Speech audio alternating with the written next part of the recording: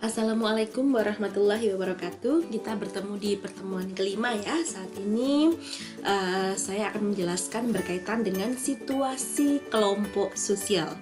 Jika minggu lalu kita sudah berdiskusi dan menyimak materi berkaitan dengan interaksi sosial ya, minggu ini kita akan melanjutkan ke materi tentang situasi kelompok sosial. Baik, secara pribadi, sebagai manusia, Anda tentu tidak bisa lepas dari kebutuhan untuk berinteraksi atau bersosialisasi dengan situasi sosial Anda di sekitar Anda, maksud saya seperti itu. Sehingga sebagai makhluk sosial, sebagai makhluk pribadi yang kemudian berinteraksi secara sosial di kelompok masyarakat, Anda pun berikut ini saya akan paparkan mengenai bagaimana sih kita bisa memahami sebuah situasi kelompok sosial, bagaimana kelompok itu bisa terbentuk, dan nanti kita juga akan bahas berkaitan dengan kepemimpinan dalam kelompok ya. Nah, kalau kita bicara terkait dengan situasi sosial, kita akan bertemu dengan dua istilah. Yang pertama adalah situasi kebersamaan atau togetherness situation. Yang kedua adalah situasi kelompok sosial atau group situation. Situasi kebersamaan atau togetherness ini adalah kondisi di mana Anda berkumpul dengan banyak orang yang tidak Anda kenal begitu ya, dan interaksinya tidak mendalam. Nah, dia berkumpul di suatu tempat karena kepentingan bersama, misal pasar atau public area begitu. Anda sering mengalami ini, meskipun saat ini dilarang ya oleh pemerintah ya, karena menyesuaikan dengan protokol COVID begitu. Nah, kita sering mengalami situasi kebersamaan ketika misalnya kita berada dalam kondisi di kerumunan, sesuatu yang crowded gitu, kemudian Anda tidak mengenal satu sama lain. Kemudian yang kedua adalah situasi kelompok sosial itu sendiri, di mana situasi ini Anda berada dalam kelompok tertentu yang interaksinya mendalam ya, intensif dan teratur, dan Anda saling mengenal dengan kelompok sosial itu. Selain ada hubungan pribadi, ada pula hubungan hierarki atau struktural. Ada ciri-ciri dan peraturan khas yang dimiliki, kesepakatan yang dimiliki oleh kelompok tersebut, baik secara formal maupun informal. Sehingga kelompok ini pun juga ada kelompok resmi dan kelompok yang tidak resmi. Nah, ini contohnya ada keluarga, organisasi, instansi media, kelas, sekolah. Ini adalah situasi kelompok sosial di mana Anda memiliki interaksi yang intensif di sana. Termasuk pertemuan kita kali ini adalah suatu situasi kelompok sosial, bukan sekedar situasi kebersamaan. Karena Anda saling mengenal dengan teman Anda, meskipun hanya by name saja, tidak mengenal secara personal begitu. Kemudian situasi sosial ini, kita akan bahas tentang situasi kelompok sosial. Nah, kelompok sosial itu ada primary group, ada secondary group. Kalau primary group, ini disebut juga sebagai face-to-face group. Nah, hubungannya langsung atau erat begitu ya. Tempat manusia mengembangkan sifat sosial, melepaskan kepentingan dirinya demi kepentingan kelompok sosial, dan sebagainya. Face-to-face group ini tidak selalu ini ya, misalnya harus live begitu ya, tapi bisa ketika kita saat ini nanti kita mengikuti Google Meet gitu, itu adalah juga merupakan kelompok primer, yaitu kelompok face to face group. Artinya ini adalah kelompok yang hubungannya langsung. Contoh keluarga, RT begitu ya, teman sepermainan, Anda dengan masyarakat sekitar Anda, tetangga dan sebagainya, itu adalah kelompok primer atau primary group. Nah, kemudian ada kelompok sekunder. Kelompok sekunder ini hubungannya tidak langsung. Dia kurang bersifat kekeluargaan, objektif, dan interaksinya berdasarkan perhitungan rasional. Jadi di situ ada proses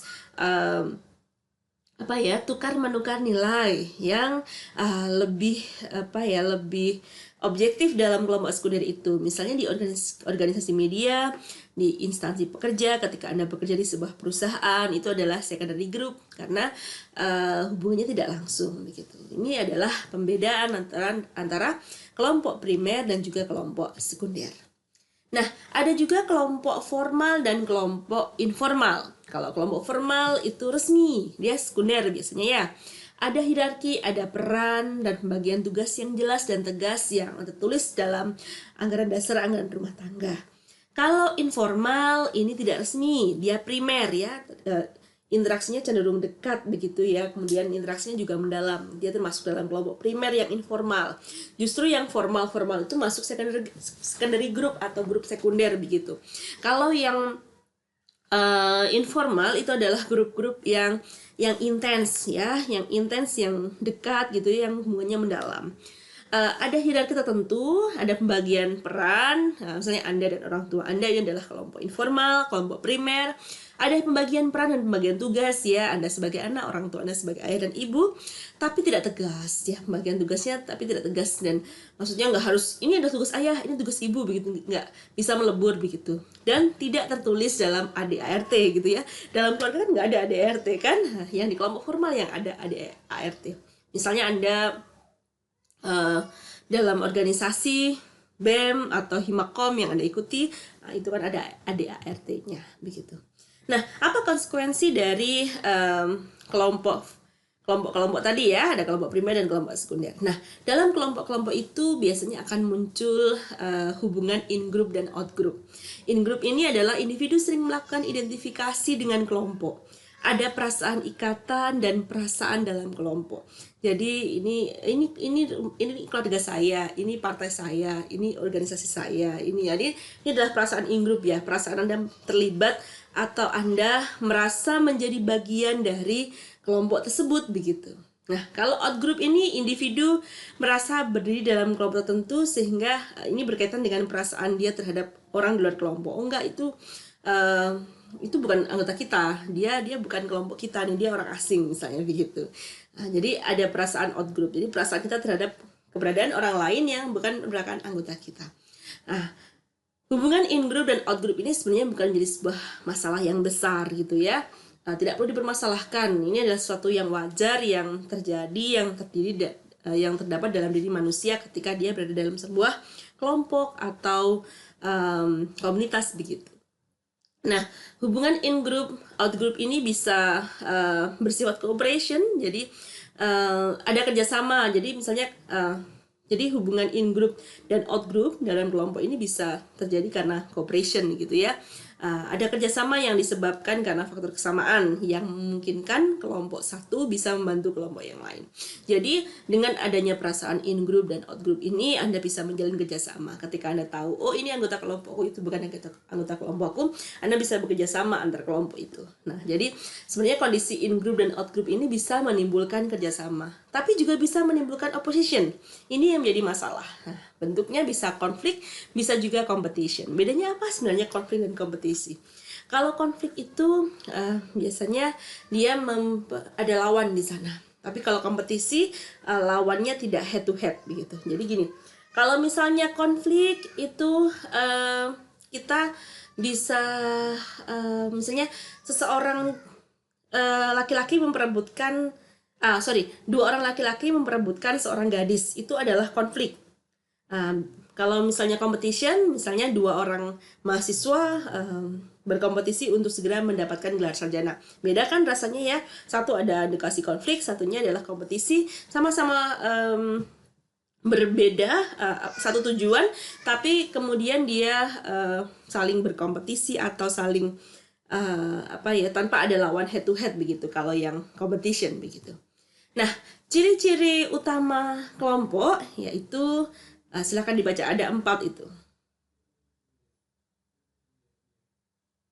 Ya, ada motif yang sama antar anggota kelompok ya.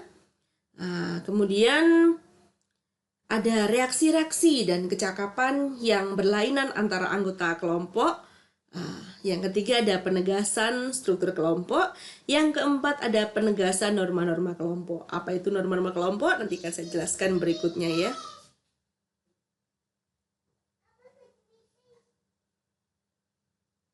Oke, ciri-ciri utama yang kelompok itu yang pertama adalah motif yang sama antar anggota kelompok.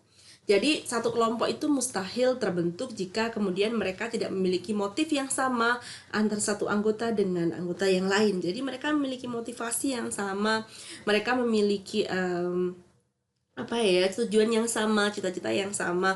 Biasanya mereka membentuk dalam satu kelompok.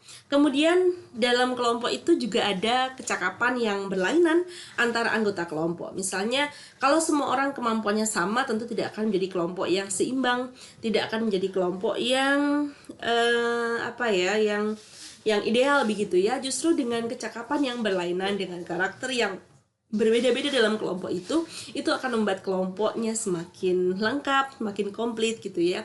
Kalau semuanya sama, gerakannya sama, cara bicaranya tentu tidak akan terjadi dinamika kelompok yang menarik.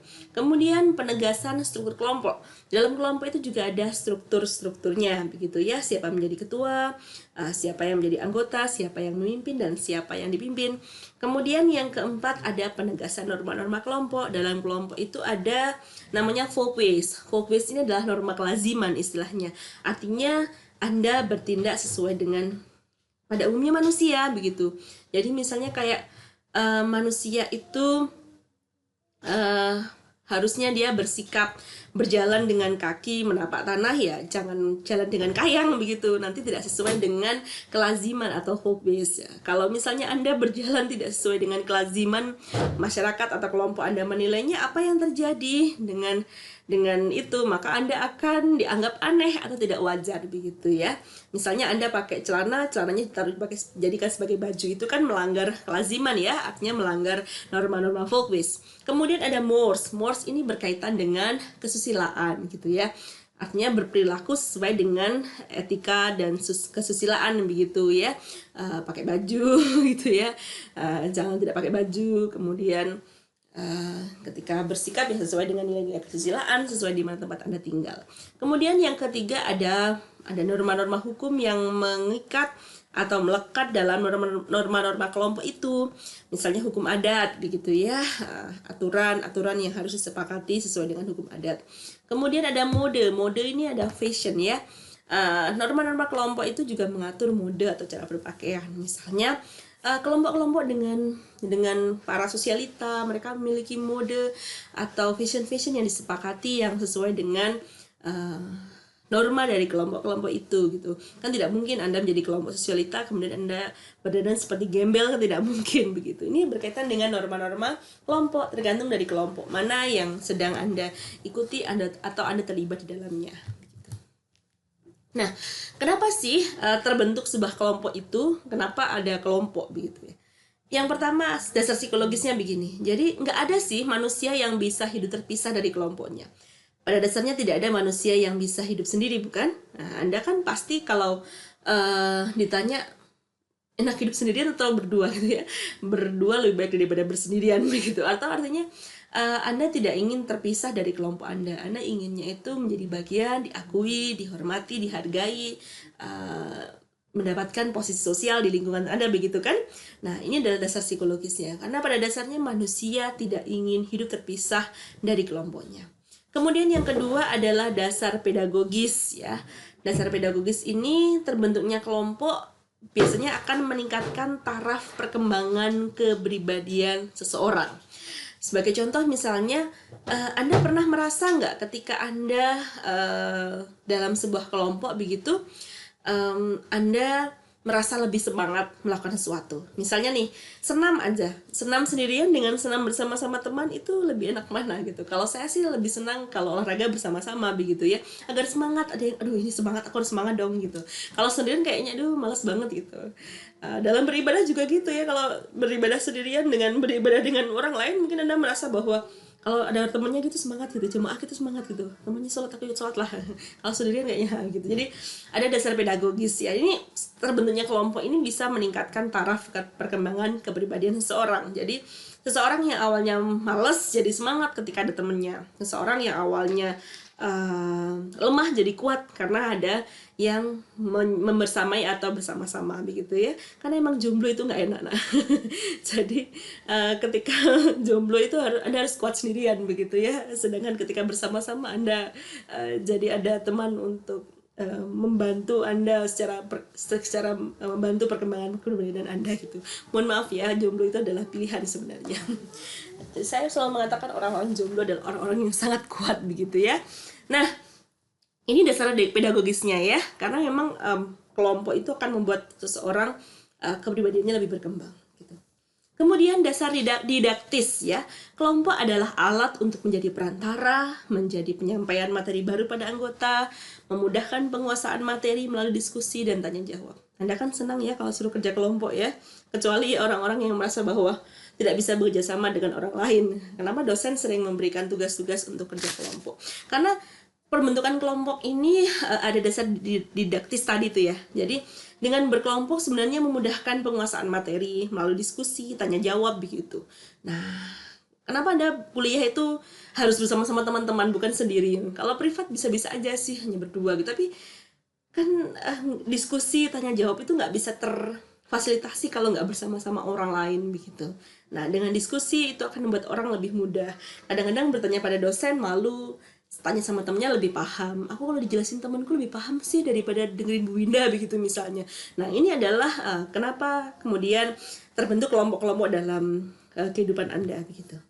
Nah, dalam kelompok itu ada flowing juga atau dinamika kelompok. Ini sesuatu yang sebenarnya wajar terjadi ya, dinamika kelompok ini. Kalau secara definisi, dinamika kelompok ini adalah analisis dari hubungan-hubungan sosial berdasarkan prinsip bahwa tingkah laku dalam kelompok adalah hasil dari interaksi dinamis antara individu dalam situasi sosial yang tidak muncul dengan sendirinya. Jadi, kalau misalnya ada pertengkaran atau perbedaan pendapat dalam kelompok, itu hal yang biasa. Nggak ada kelompok yang mulus-mulus aja, nak.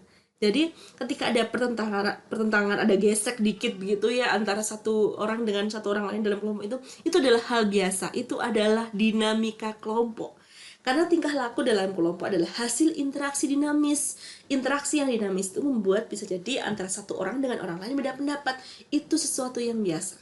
Jadi ketika Anda aktif dalam organisasi dengan Anda yang tidak terbiasa dengan organisasi, Anda akan melihat bahwa konflik yang muncul dalam ketika Anda bekerja itu adalah sesuatu hal yang wajar begitu ya. Artinya gini, ini kenapa Anda didorong untuk mengikuti kegiatan ekstrakurikuler, tidak hanya sekedar kuliah pulang, agar Anda apa? Agar Anda terbiasa dengan dinamika kelompok. Ketika Anda terbiasa berorganisasi, Anda akan menjadi orang yang lebih bisa menerima, orang yang lebih bisa legowo ketika ada konflik dalam sebuah kelompok. Karena itu adalah dinamika kelompok gitu ya. Perbedaan pendapat adalah sesuatu hal yang biasa. Oleh karena itu orang yang tidak pernah ikut organisasi atau orang yang terkungkung dalam kelompok kecil saja, tidak pernah berinteraksi dengan kelompok di luar lain, dia akan cenderung reaktif dan cenderung baper. Kalau misalnya ada sesuatu yang tidak sesuai dengan isi hatinya. Oleh karena itu kalau istilah Jawa itu gini, tulane ojo adoh pitik, artinya mainnya tuh yang jauh. Artinya apa? Anda berkelompoklah yang banyak dengan banyak orang, berinteraksilah dengan banyak hal sehingga Anda akan tahu ada interaksi dinamis antara kelompok-kelompok sosial itu, sehingga Anda tidak menjadi orang yang yang terkungkung, yang kuper, yang tidak punya perspektif pergaulan yang luas begitu. Sehingga ketika melihat sesuatu perbedaan yang terjadi, Anda tidak akan reaktif gitu ya, tidak akan gampang terlalu reaktif ketika Anda berpengalaman dalam dinamika kelompok ini. Nah, menarik kan? Jadi mulai pikirkan dari sekarang, ketika Anda tidak pernah kemana-mana, ketika Anda hanya mengungkung diri Anda dalam dirimu sendiri tanpa kamu berinteraksi dengan banyak orang, tanpa kamu berinteraksi dengan kelompok-kelompok begitu, Anda akan kaget dengan dinamika kelompok yang terjadi. Dan kalau Anda terbiasa, Anda akan lebih tidak stres ketika melihat dinamika kelompok. Itu suatu hal yang wajar ya. Interaksi dinamis antar individu itu suatu hal yang wajar. Ini adalah dinamika kelompok. Nah, dalam kelompok kita juga sering menjumpai, pasti menjumpai ya, bukan hanya sering, yaitu adalah pemimpin atau leader begitu. Kepemimpinan atau leadership bukan sesuatu yang bersifat gaib atau mistis gitu. Tapi dia adalah butuh skill dan juga attitude yang diperlukan sebagai seorang pemimpin. Dan kedua ini bisa dipelajari. Jadi kalau pemimpin itu bakat bu atau given from God, no. Jadi pemimpin itu adalah skill and attitude. Jadi pemimpin itu bisa diperoleh dari skill dia dan juga bagaimana sikap dia gitu ya. Bisa dipelajari. Pemimpin bisa disebut sebagai pemimpin jika seseorang itu ditunjuk langsung, bisa dipilih oleh anggota kelompoknya, atau diidentifikasi sebagai anggota yang paling berpengaruh, ya, dianggap sebagai anggota yang paling berpengaruh. Itu bisa menjadi seorang pemimpin. Nah, pemimpin itu tugasnya apa sih, Bu, sebenarnya? Jadi pemimpin ini dia bukan orang yang mengerjakan semua hal. Nah, ini pemimpin yang tidak tahu tugasnya berarti kalau dia mengerjakan semua hal. Dia bukan orang yang harus mengerjakan semua hal. Pemimpin itu harus memberikan struktur yang jelas tentang situasi rumit yang dihadapi oleh kelompok. Mendeskripsikan job description, itu adalah tugas pemimpin. Menempatkan right man on the right place, itulah tugas pemimpin. Structuring the situation itu misalnya jobisnya ini, pemimpin itu harus menentukan, oh ini nanti pekerjaannya apa kamu ini bagiannya apa, itu adalah tugas pemimpin. Bukan mengerjakan tugas yang dipimpinnya, tidak. Nah, pemimpin yang salah adalah pemimpin yang mengerjakan semua tugas, berarti dia tidak bisa menjadi seorang pemimpin. Ingat itu. Yang kedua adalah dia mengawasi dan menyalurkan tingkah laku kelompok. Controlling group behavior. Jadi dia yang memastikan bahwa everything runs well. Jadi apapun yang dikerjakan anggota kelompoknya sesuai dengan planning yang sudah dia buat. Jadi ini adalah tugas pemimpin. Dia mengawasi dan juga menyalurkan tingkah laku kelompok. Jangan cuma mengamati kemudian dia nggak ngapa-ngapain, tapi dia memastikan bahwa yang dilakukan kelompoknya, anggota-anggota kelompoknya sesuai dengan roadmap-nya, sesuai dengan rule-nya, sehingga kemudian dia yang harus mengkontrolnya. Yang berikutnya adalah menjadi spokesman kelompoknya, juru bicara. Karena dia yang mengatur, dia yang mengelola, dia yang mengawasi, maka dia harusnya yang paling tahu apa yang terjadi dalam kelompoknya. Dia harus menjadi juru bicara. Kemudian apa yang faktor yang bisa menentukan seseorang menjadi pemimpin, gitu ya? Saya mengambil dari pernyataan dari William Ford White ini, ya. William Ford White dia menyebutkan ada 4 faktor yang menentukan seseorang menjadi pemimpin. Yang pertama adalah operational leadership. Apa sih operational leadership ini? Nah, ini adalah orang yang paling banyak inisiatif, dapat menarik dan dinamis dan menunjukkan pengabdian yang tulus dan menunjukkan prestasi kerja yang baik dalam kelompoknya. Ini adalah orang yang bisa menjadi seorang pemimpin. Ya, orang-orang yang punya inisiatif, yang dia tidak hanya diam mengikuti apa kata bos aja, cocok jadi seorang pemimpin. Yang kedua adalah popularity, orang yang banyak dikenal, punya kesempatan yang lebih banyak untuk jadi pemimpin. Iya, karena populer dia akan lebih diperhatikan oleh orang, kemudian lebih dipercaya oleh orang lain. Kemudian yang ketiga adalah dia assumes representative. The assumed representative ini adalah orang yang dapat mewakili kelompoknya, mempunyai kesempatan besar untuk bisa menjadi pemimpin. Jadi dia biasanya ditunjuk, kamu aja yang ngomong. Nah, itu biasanya dia menjadi perantara dari kelompoknya, dia bisa menjadi seorang pemimpin.